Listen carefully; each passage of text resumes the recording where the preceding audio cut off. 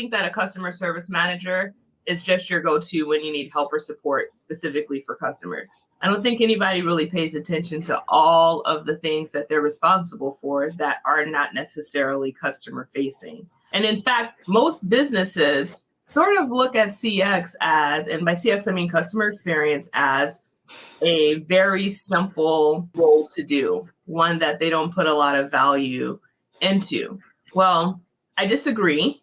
I think my team disagrees as well. And we're going to talk about that today. So my name is Ty. I am founder and CEO of CX Collective.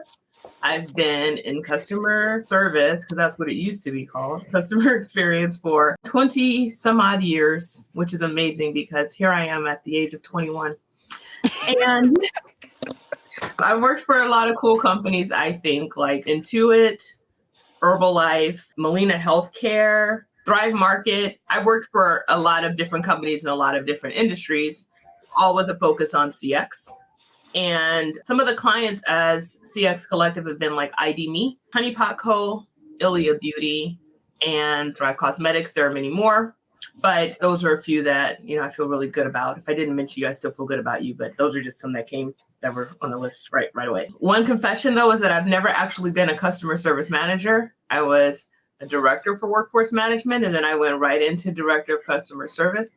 So there is a piece in my career that I don't have, but we're still going to talk about it because I've worked managing managers. So that's a little bit about me. I'm going to go ahead and turn it over to Sasheen. She'll tell you a little bit about her, and then we'll move around. Hi, I'm Sasheen. I am the CX strategist for the Collective. I've been working with the team for about a year. I hold the consulting title of Customer Experience and Success Strategist. I've been in customer service or experience for the 20 some odd years as well, working for various companies and industries in client-facing or CX roles, familiar companies like Starbucks, Auto Consulting, and even the Hotel Pennsylvania. All different types of experiences through those companies, learned a lot, gained a lot of skill sets. What's interesting about customer experience is that you unexpectedly gain other transferable skill sets that you can take to other places. So that's something that a lot of people don't know, but I've been able to hone those skills over the last few years and enjoyed myself and like all the good, the bad, and the ugly about customer experience. So I'm looking forward to this conversation. Awesome. Let's go ahead and turn over to Jordan. Hi, I'm Jordan. I'm a CX operations manager at CX Collective. I've been in the customer experience space for over 6 years now, helping build and scale fast-growing support teams at early-stage startups. Most recently, I've been at Public.com and Lattice. Awesome. And then last but definitely not least, we have Miss Chloe. Hi, everyone. I'm Chloe, and I'm also the CX operations manager at the Collective. I've been successfully building and managing customer service teams for almost 10 years now in a really wide variety of different industries. And I've learned so much over the years, and I'm excited to share some of that knowledge with you guys and also to learn more from you guys as well. Wonderful. So I think this is going to be an interesting conversation. I know that for all of us as members of CX Collective, when we're working with our different clients, there's always a gap in that CX manager role, which, I think in a way we should be grateful for because that's where we actually get to come in and work magic.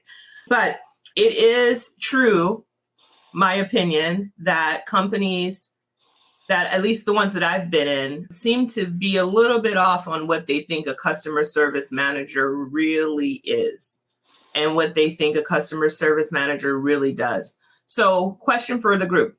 In your work history, in your past, what were some of the things that you were responsible for as the customer service manager or head of CX that your boss really had no insight in? Like, think that you just made sure that they ran and happened and they never saw it. But at the same time, maybe on the other side of that, they were telling you, well, you're not doing something enough. Have you guys had that experience? If so, let's talk about it, because I feel like that's a real thing that we see every day. I was in a day-to-day managerial space overseeing a couple agents just in a smaller business that sold apparel. And they had a lot of disconnects on their marketing strategies and their discounts and things that within session. Sometimes those communications that need to happen across departments don't, and it ends up becoming an issue. and having to field that issue or come up with quick solutions that upper management may not be able to or have capacity to show up for is something that typically will happen, and they don't even realize it because you're dealing with the client facing problems that they're having trying to get something very simple done. Right. And that's something I continuously came across because I've worked with a lot of different product-based businesses, and that's one of those pain points that gets oversight on. We're going to have a sale, even that ran a random sale, but they don't realize how that affects everything else. It's almost like a domino effect. So that's something that I've experienced a lot in a managerial space. So true. And God forbid the coupon code doesn't work. Exactly. Something very simple like that. Yeah. And, if the team doesn't have access to that, like, what do you do? So it's those type of situations where, upper management doesn't see that happening and they don't know until after the fact. But while the sale or the promotion is going on, you're having to deal with that pain point. Actual and factual. Who else wants to jump in on this one? Yeah, I totally agree. And I think something kind of related is like a skill or like something that I did day to day as a CX manager was work on building relationships cross-functionally. I think bravo. Like for when things go wrong, it's like nice to have somebody in the product engineering side of things that can like help get that fixed really quickly. The IT guy. Yo, IT gal. If you when I was at Intuit, Telecom, and me, good friends. They even sent me to a training because I was like, listen, I have a lot of asks. Let's be friends. Yeah. What about you, Chloe? I think one thing that upper management and owners always forget is team morale. Just within the team, just making sure everyone is having a healthy work-life balance. They are getting the support that they need. Just keeping open communications between each other and management. That's true. I remember working in an environment. It was, a sexy startup, like funded, raising crazy money, growing like nobody's business. We moved to this beautiful space. And then the CX team was upstairs. Right outside of where CX was located was a ping pong table. And, in CX, we can't just be like, what, customer? Gonna go it's my time to play my game. Yeah. Yeah, right. Just need a minute. Be right back. Like, you can't do that, right? So imagine the team who's like marketing is celebrating because they've had success with these campaigns. CX is suffering because marketing had perceived success with said campaign, right? And so they're watching the rest of the company outside ping-ponging while they're stressed. And as a leader for that team, the level of discomfort that had for me and the way that my team received how I stood up for them, it was very, very difficult. So when you talk about morale, it's like it's a double-edged sword, right? Like, because the role and the function of CX is to be present for customers when customers need them. But when you're in a certain environment where, it's a sexy startup where it's fun, it's really hard to have CX show up to be, an equal member of the team and not feel like less than. But I think it also goes back to the perception of customer service and the perception that, and it's interesting because in a startup or in a small business, it's one of the first hires. If it's not considered customer service, it's like virtual assistant, which it translates a lot of times into the catch-all person.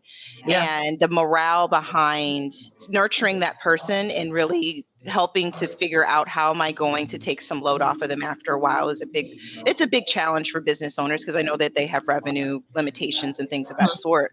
But keeping that in mind and keeping that important, it does help because if you start out with having morale and taking care of your team members, they're in a better position to take care of the business. Yeah, that's a good point. Jordan, you talked about building those cross-functional relationships, which I think was key, and it kind of took us in a different direction. I want to give you a chance to see if you wanted to add anything to that before we move on. Yeah, I think like just relationship building in general is super important. I think also like building it with your team. I think it's just like an overlooked aspect overall. Like it's like Chloe mentioned, building morale, but also it's, when we're at work, it's nice to just get to know folks because we're stuck with them for 8+ hours a day. And I think like building relationships really takes you far through, or has taken me far through my career. Gotcha. Okay. Let's talk about the responsibilities of a customer service manager. I kind of describe CX Collective as a super customer service manager. And the way that I shouldn't say manager, because we are not necessarily managing day-to-day things, but more of like your super head of CX. So when our clients work with us, the goal is to put the best possible person on each part of their project. So if you can think about any role that you've been in, a lot of times as the head of CX or CX manager, they're expecting that you're going to handle all of the training, all of the quality, all of the workforce management, all of the coaching, all of the development, and all of the tech. That is not realistic.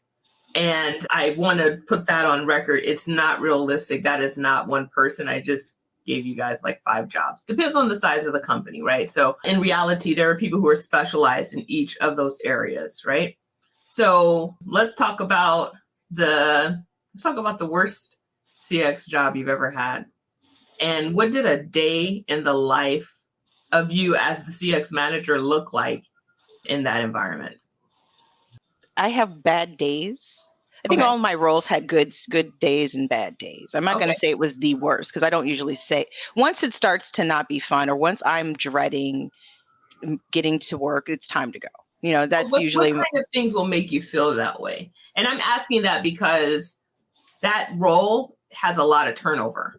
Oh yeah. And I know why I've left, as head of CX from plenty of places, but I'm wondering, like, for you, what is that pivotal point where you're like, a really toxic work environment where CX is looked at as the supposed to be saving the situation, where it's absolutely unrealistic. Yeah. Or having the pressures of, like, you have your role, you start out walking in the door with a CX role, but now you are taking on operations responsibilities, and you're taking on marketing responsibilities and sales responsibilities.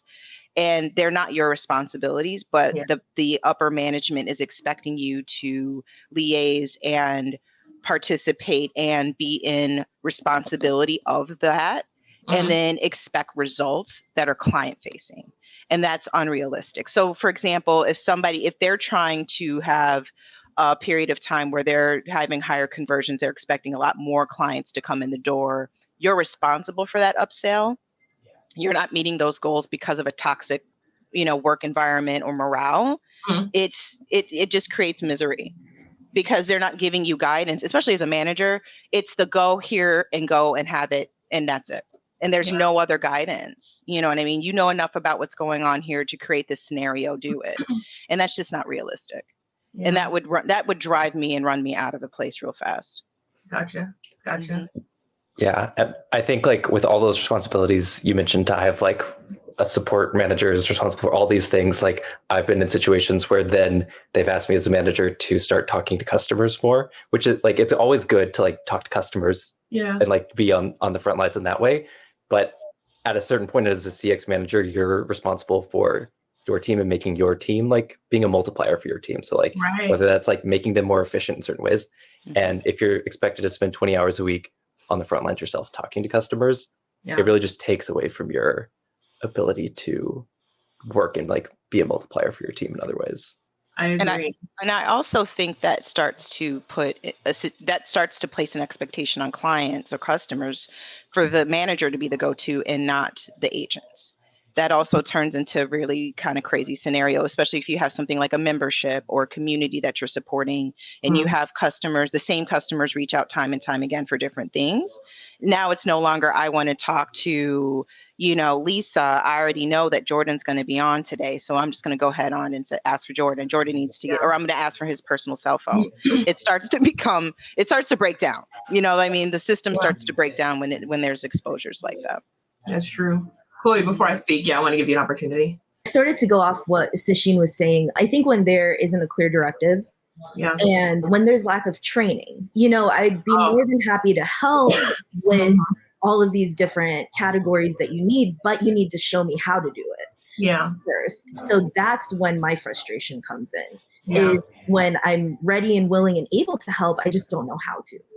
That's valid because I'll tell you in my experience, most companies that I've worked with outside of like Intuit or what, they had huge, CX functions, right? Once I started moving into the startup world, I was the head of CX.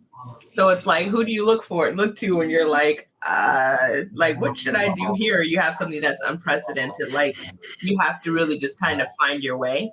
And then you also almost become afraid to ask questions because you're afraid of saying like, or coming off as like, you don't know. But in reality, you don't know what you don't know. And every company, the way that they run and operate CX, it's just different, right? It's just different. And there's really no right answer. It's just like, what is right for that company? In my opinion, right? Thinking about the many hats, like, do you guys remember at what point you were in your career when you realized that there were actually different roles that were in place that supported a CX manager and you were trying to do them all with no idea that this ain't normal? Yeah, I think for me, when I joined my last company, I joined a team of that had multiple managers, that had specialized managers. Like we built out a QA function that had like a manager and a whole team just for that. And like part of it is scale. Like at a certain size, you like can't expect to have 5 managers for a team of 10 or something. Right. But just seeing like all the like how a full-time job can be just about managing knowledge for like internally and for customers, like, and having not seen that before, I was like blown away, and I was like very grateful to work with all these smart folks that specialize in different ways. Yeah. It's a relief. What about anyone else? I haven't had the chance. I've always been in I haven't been in the motley crew, skeleton crew, make it happen. Like, it doesn't matter. Exactly. Or we started out that way. Yeah. And then because of other priorities, they had to downsize the team. Gotcha. So now that's a real thing too. We'll talk about that. Yeah. That's a real thing. It's crazy when that happens. Well, what about you, Chloe, before I add anything? I did have the opportunity to work with a really, really fast growing startup company. Yeah. And I'd come on as a customer service agent. And then as we started growing, I started sort of taking that training role on myself. Okay. And then that's how it sort of segued into creating that as a full-time role for me. And that's how I got into training and operations, was from that experience. Gotcha. Yeah. Gotcha. Okay. So 2 things I want to touch on. One is the fact that my very first job in a call center, because I'm aging myself, literally phones, I think it was like a Nortel switch. I won't go any further. But my first job there was in an established company. It was with Office Depot's corporate, and we had specialized roles. So there was a training function. There was workforce management, which that's where I got my start in workforce management. There was a lead, a supervisor, a manager, a senior manager, a director. So I walked into this organized situation. So I'm wondering, and I'll ask you guys this, is there an advantage from coming from seeing how it's supposed to be done and then going into an environment where you have ultimately no control? Or is it more advantageous to not know how it's supposed to go because you don't know what you don't know and you just make it happen? I think it depends on the business. Okay. I think in a call center environment, I think it's advantageous to walk into something that's structured versus like we just started our call center. Yeah. And, we're trying to figure it out. When I was working with Quadel, I was overseeing their call center efforts. We had a partner. And basically that partner I would be working with for QA. We had a lot of issues with communications with our agents not communicating correct information. And so through those exercises, I was able to create a training module that went a long way for Quadel as far as how they would talk to customers, because we really went through everything. Mm-hmm. But it was interesting to go from, we have the way that we internally speak with the clients, or the way that the client-facing housing agents would handle their clients, and then the call center, and then walking into that structure and see how much because we weren't the only contract. Of course, there was other contracts, and how they had to deal with their turnover of agents, and how do you train and work with the different, members from that perspective. But I find it advantageous to walk into something structured if you can, versus not, and then get the opportunity to see it the other way. think that's interesting. I think in a way it's like a double-edged sword, right? It helped me and it handicapped me, because when you know what it's supposed to be, then you know when it's not what it's supposed to be. And it's kind of a conundrum to love working with startups, but startups don't have the funding to build out these big teams. They're like, you are those teams, right? That's why we brought you here. You can do all of these things, right? And it's like, actually, I can't. I remember doing a time study. I needed to justify why I needed to grow the supervisor level. And we had 100+ agents against my better judgment. So that imposter syndrome like kicks in right away. You walk in and then you're working with people who are just like, let's just go. Like, just do it. Just, hire all the people. And the mistake I made was hiring a bunch of people without hiring leadership first. Because then you imagine that everybody's coming in, they talk to me first. When they have a question, they're going to come to me. Mm-hmm. I'm trying to get them to go to their manager, and they're going, well, they got hired after me. They don't know. You know. Right. So I got off track, but I did a time study. The time study that I did was to justify new soups and to justify quality. And the way that I did that was, how long does it take to actually review, let's say, one email? Right. And it might sound like it's a flippant thing or a small thing, but what I found is that you could be spending 30 minutes to an hour assessing that message. Absolutely. Then you got to go through and you have to assess it or score it or whatever that looks like. After you assess it or score it, there is the time to write up your notes to make sure that, if you're the person delivering the conversation, the supervisor's delivering the conversation, that they know what they're going to say. Then there's the conversation that happens with the person, and then their feedback that has to get put in. By the time you're done with that, I was like, this is, let's talk about one-on-ones. Mm-hmm. Got a team of 12 people who, and this, it's really interesting because what I've seen is that this generation values conversation and feedback. They want to know. So they want to talk to you as often as you can talk. So if you've got 12 people that you're trying to spend 30 minutes a week with, that's 6 hours just in conversation. That excludes any time that you've spent actually planning said conversation. That excludes any notes that happen after the conversation. Right? So kind of to what Jordan was saying earlier, you need to spend more time talking to customers. Okay. But then someone went to HR and said that they don't get enough face time with you. Okay. And then, so it's like, what do you do? Where do you go? I don't know. That's my 2 cents. Anybody have an opinion on that before I ask another question? Just a review on emails. Like, don't let it be some rogue customer, rogue client situation or high profile situation, because you want to double that time. Because think about and then don't talk about that same person was on the phone, that was on social media. It becomes now a use case. Right. And so it really is relative on what are we talking about? Are we talking about day to day? Are we talking about something that was concentrated in a problem with a product or service? Or are we talking about something that there was a customer issue that was really serious that we had to deal with? Because all those have different time frames. Well, may or may not have different SLAs. You know what I mean? May or may not have different expectations on when we want to resolve that. But that does take a lot of time. Yeah. Yeah. Chloe, I'm going to put you on the spot because you're quiet. I think going back to the original question about coming into an established team or building a new one, I have to agree with you guys. It depends on the situation. Yeah. But I find that sometimes starting completely from scratch is sometimes the best thing to do, because you can build it exactly how you want it, exactly how your team is going to respond well to it. If you come into an existing situation, and if there's changes that need to be made, you have to make sure that those changes are communicated effectively, that everybody on the team is understanding of what, why, when, all of those important factors. So that's something that I think is on a case-by-case basis, that as a manager, you have to really judge. I agree. And I think one of the things that we miss a lot, not we, but like just as CX people, especially when you're growing fast, is the understanding of the what to do, when to do it, why to do it, right? Because customer service, a lot of it is common sense. A lot of it is common sense. And then the other side of it is technical. Like, how much are you going to have the machines or systems do for you? But a lot of times it just comes down to like what makes sense. And if you can take somebody on a journey of understanding what to do, when to do it, and why to do it, then you don't have to overly train them, right?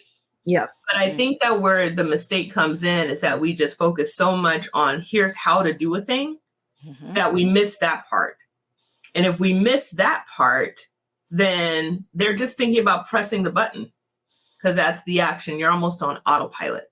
So I think that's like, I know for like internally, that's one of the things that I'm working on. Chloe's a part of the training conversations. Like, we're turning that on its head. It has to be about what to do, when to do, why to do, and then how to do it. That's the last step, right? Because that's where the tech comes in.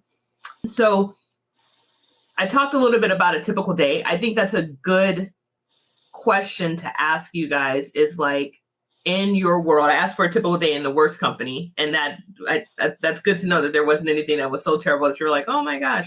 But like, what does your day look like as a head of CX? And I'm asking this because I know from personal experience in the companies that we've gone into, and I think we are 40 some odd companies strong that I can show for sure, but many more than that we've gone into.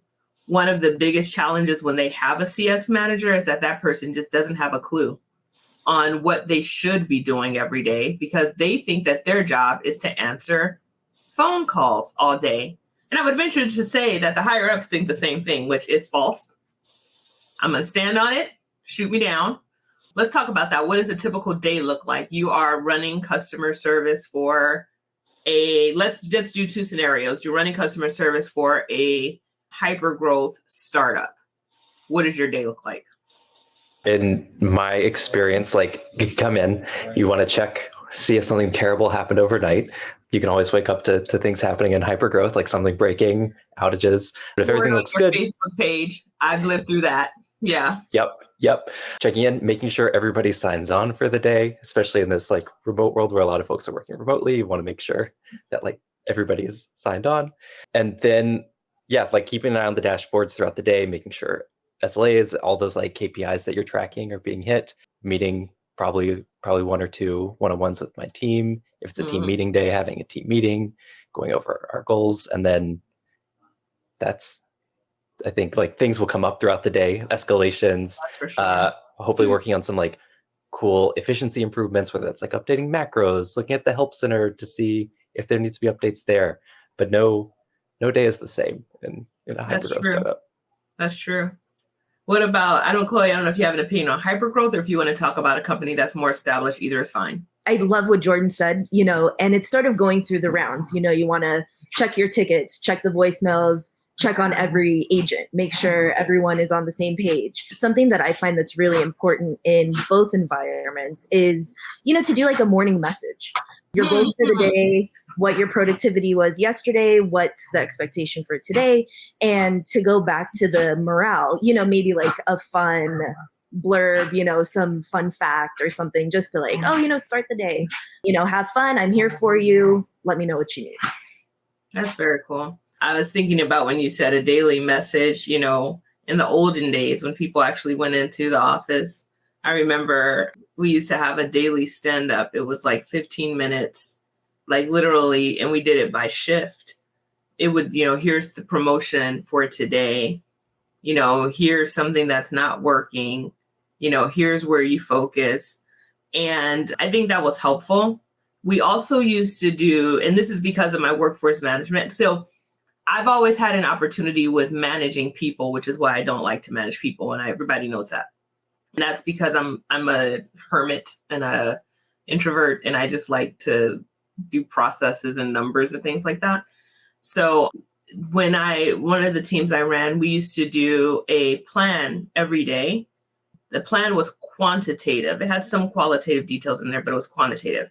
So at the end of the day, we would basically look at tomorrow and say, here's the number of contacts we're expecting. So that could be email, phone, chat, whatever. You could break it down by channel. Here's how many people we have scheduled, right? If everybody shows up, here's the expectation that they have quantitatively. So I'm expecting that we have 30 people, everybody's going to answer 12 emails and we should be golden, right? And then here's our predicted backlog. So that's if you expect more tickets than you're going to get, right? And we would put that out at the end of the day, because from workforce management, that was one of the things that I required. And then the next day would be a look back at the previous day. So how do we actually do and compare that? Because the biggest question that I used to get from from corporate would be, well, why is the wait time so long? Why did we miss so many opportunities? And well, we have a staffing issue, or we have a problem issue with our tech, or, whatever that is. What do you think? Because I think that the value that I brought heading CX was more of my operational. I always recognize where my gaps are, and I would bring in really good people to manage the day-to-day, because I knew that I wasn't going to be very good at just kind of sitting and talking to people. I know that's terrible, but it's my truth. So with that being said, what do you think are the most important traits a person who's leading or managing CX has? And before we answer that, I want to bring up one more caveat. Sasheen brought up a point and Chloe brought up a point that I think kind of intersect. Sasheen said many times a person for CX is one of the earliest hires. I agree. I think people understand that somebody's going to need to reply to customers. But I also think that the person that they have replying to customers is not always a Chloe. And what I mean by that, the person who's really good at engaging with your customer on the front line may not always be the person that's best for your team operationally as you scale. So let's talk about the best fit for that first CX hire. What traits do they have? And then let's talk about traits that transfer from agent to manager. I think that the skill set, that it just depends on the business and what they have going on and what their culture of hire. So I think there's a part of culture fit in businesses that should be accurate. I don't know if people get it right all the time. I know that there's usually a lot of trial and error, but the first CX person, or the first, person that's answering phones, they're just competent on top of things. They are proactive. If they've gotten the right person, they're proactive, they're communicative, they have a certain way of being able to communicate with clients to set expectations, but at the same time resolve problems. And it's a delicate dance. And that person may have that really awesome skill set that makes them a really great agent. But because management takes so much more critical thinking and being able to anticipate and plan, that may not be part of their skill set. And I think, depending on the business, some businesses want to promote within because they don't want to have to teach that institutional knowledge that grows, right? And they may not have capacity to have all the training and all the things, but they know that person, well, we're just going to put that person in the managerial position because they know. And they're going to be able to teach somebody else. But just because that person knows doesn't mean that they have the skill set to be able to train. And I think there's a difference with that. I would say problem solving skills. That might sound obvious, but it's also the ability to adapt really quickly. For example, say if a discount code doesn't work. We might not have enough time to wait for it to get fixed because it's a huge promotion. So the code's not working for all these customers. Let's just go ahead and manually refund them the 10%. Have them, we need to think quickly. And then hopefully, our friends in IT can get us an answer, So I think adaptability and problem solving is very important. Yeah, I agree. I call that resourcefulness. And I think it's all the same thing. If you see an opportunity, right, sometimes you have to ask for forgiveness and not for permission. And I know that can be a very scary thing, but thinking fast, that's a really good example. Don't sit on it and wait for more to happen. Yeah. Go ahead, Jordan. Yeah. And I think I tend to call that curiosity, a sense of curiosity. I think that goes a long ways, kind of related. And I think that's one of those skills that serves you well as a first CX hire, but also as a manager. That, and then also the same skill you need for empathy for customers. Yeah. When you're a manager, you need that empathy for your team. So I think like problem solving, curiosity, empathy. Those are definitely translatable skills for those Yeah, folks. I'm making a list because I think that's a good question. Like, what should I be looking for? Like, when we talk about that first CX hire, I'm always wondering, like, well, what does the next year look like for you? Because that first CX hire is critical. If you're going to scale really quickly, I'm going to say hire a leader first and let them fill in the rest. If you're just going to kind of, move along gradually, then it's okay to hire someone that's a little bit more junior, but understand that they're going to need some direction, right? You're not going to be able to say, here's what you need to do. You're going to have to say, and here's how you do that thing the way I want you to do it. And that's just the nature of it, right? But I think I get that question pretty often. It's like, what should I hire first? And it's almost like, what came first, the chicken or the egg? It really depends. It depends on your trajectory. It depends on your funding. It depends on your pockets. All of it depends. Let's talk about the main priorities of CX, a CX leader. This will be our final question and we'll move towards wrapping up. But what do you think the main priorities are for someone who's heading up CX? What are they? I'm going to add one piece. People, process, tech. Put them in order. Okay, I'll go first. So people, as far as a manager is concerned, is making sure your people are taken care of and have the resources they need to be able to do their job with excellence in accordance to what the business standards are, right? Processes, making sure there's no processes breaking down, making sure the processes are still working. Because sometimes processes break down unexpectedly and then, you're in space of triage, right? Making sure that the tech is supporting the processes and supporting the people as well, and monitoring it for spaces of improvement, because I think that there's always room in tech to improve based upon the tools that you're using or the platforms that you're using. They're always rolling out with stuff. And so there's always something to kind of tweak. So monitoring for those spaces, I think, are the most important parts. And as well, monitoring the whole thing in the reportings and the metrics and the things in all those spaces. So you would say that in that order, people is the first priority, process second, tech is third. Okay. Yeah, because if you don't have anybody people, you don't have anybody doing it except for you. Right. Anybody else? I totally agree with all of that. I think like people first companies tend to like be the ones that go the farthest. Real people first companies, not those that just say it, people who actually deliver, right? 100%. Yeah. 100%. Yeah. What about you, Chloe? What do you think? I would agree. People, processes, and tech as well.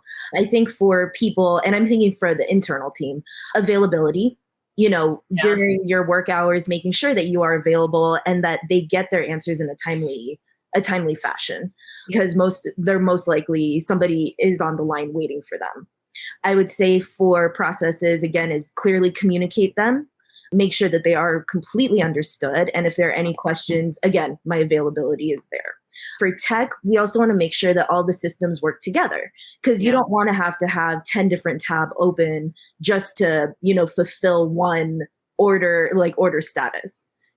So we need to make sure that there are integrations and that, it's all cohesive. Yeah. And that's gotten a lot better, but the number of systems to manage one customer engagement can be a lot. That can also help you to inform how to organize or structure the team.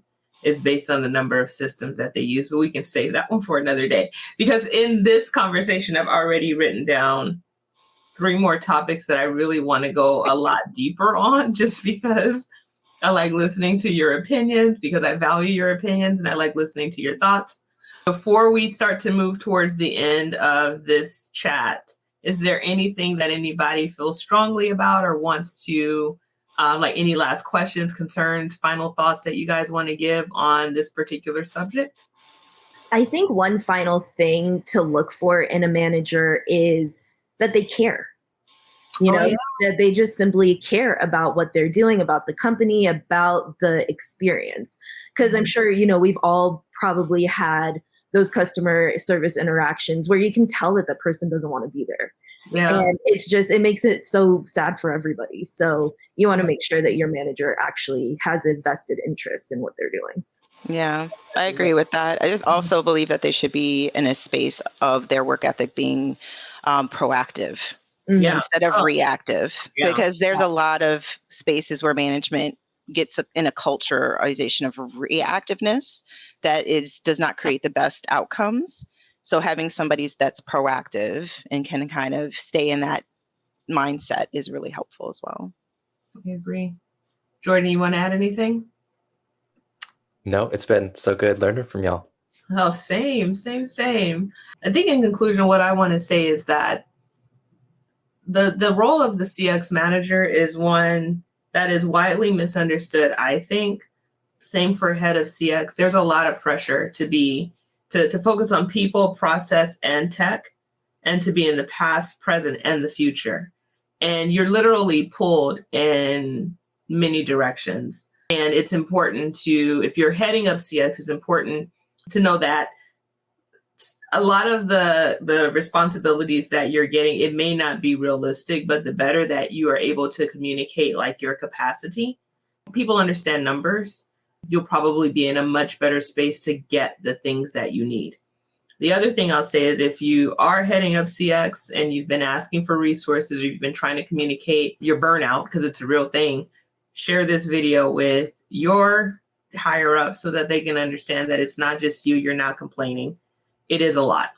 The other thing I'll say is that we are working on building out a training program for customer experience managers or customer service leaders.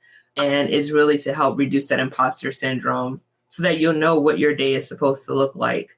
It's designed to be very interactive, and Chloe's going to be heading it up. She and I are working together on that. So please visit our website to sign up for our newsletter and updates. We don't inundate because I actually don't communicate that much using that channel. I'm sorry, but I will tell you when there's something important. But our website is www.cxcollective.com. And we are the weirdos who actually do the hands-on work that it takes to build and scale CX. I would say we're the only ones. That may or may not be true, but we're the only ones that I know. So if you are in need of support to build a CX operation that is going to scale with you as you grow, or if you're in a company where things are just kind of growing at a rate that you can't handle and you're finding that you're throwing people at the problem, please reach out. This is what we do day in and day out. I also want to say thank you to my co-hosts, my team. I get to talk to these wonderful people for sure twice a week, and it never feels like work. Being part of CX Collective will never feel like work. That is my commitment. I value you. I appreciate you. And thank you so much for making the time to be a part of this. All right. Any parting words? No. Thank you. This was fun. Yay. So we're going to do it again? Absolutely. All right. Look, no pressure. I already have topics. All right, y'all. Thank you so much. Take care. Bye.